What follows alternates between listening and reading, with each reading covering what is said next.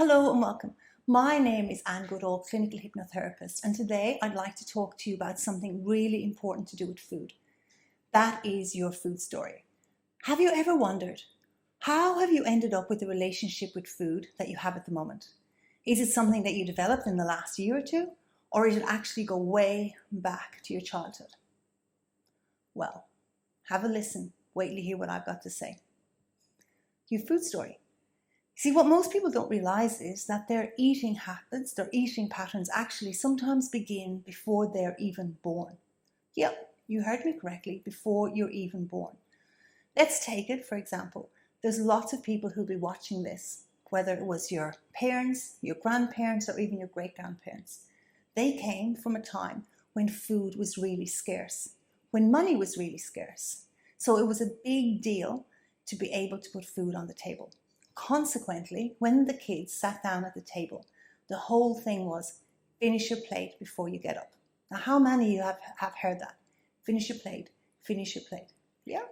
Now, move that along, whether it was, say, your grandparents, that's how your parents were brought up. So then your parents come along and they're bringing you up. And so when they put food up, they've been told from the time they were little, you need to finish your plate. So they just unconsciously or subconsciously basically say the same thing.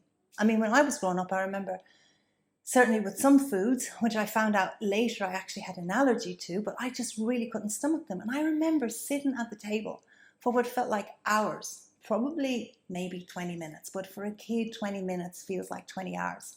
Told you cannot get up from the table until you finish whatever is on your plate. When I think back and it's like, oh, not a great way to do it. Parents, if you're out there listening to that, please don't do this with your kids.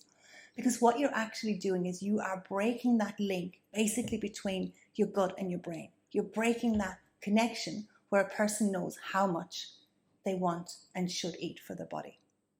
So your food story is something that literally potentially happened before you ever came into the world this time. So when you were little, potentially you were told you need to finish your plate. In doing that, you will have broken or at least temporarily severed the connection between your gut and your brain.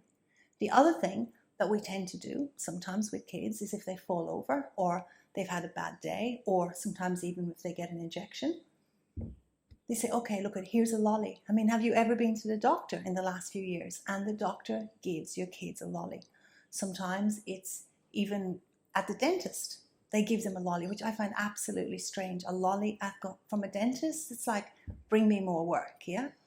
But that's not what it's about. What I'm talking about is that link, that connection that we make in our brain between sugar and being associated with feeling better. Because what happens when we're an adult? Well, you have a bad day, somebody says something, you come home, you're exhausted. What's the first thing that you're likely to go to in the cupboard? You got it. Something sugary, something sweet. So I want to share this with you today because I need you to become aware that there are certain habits that you have that have literally been installed in you from the time you were almost born. And the question is, what can you do about them? Can you change them, or does that mean you're doomed for life? Well, the good news is, yes, you can change them. Even if you've been doing this for years and years and years. Even if you do it, some people tell me, Anne, I actually don't even notice that I'm actually walking to the fridge until I'm there with literally the fridge door open and I'm staring in it looking for something. And there's no level of hunger. It's just looking for something to make one feel good. I would like to say to you and let you know that yes, you can change it. Yes, you can change your subconscious programming. Yes, you do not have to be a victim of the food story that has been around from the time of your grandparents or maybe even your grandparents. So if you would like to know more, please like the video below, click on the link, and I am more than happy to send you some details on how hypnosis can help you to become an intuitive eater. So until we meet the next time, stay safe, stay healthy, stay happy. Your personal hypnotherapist.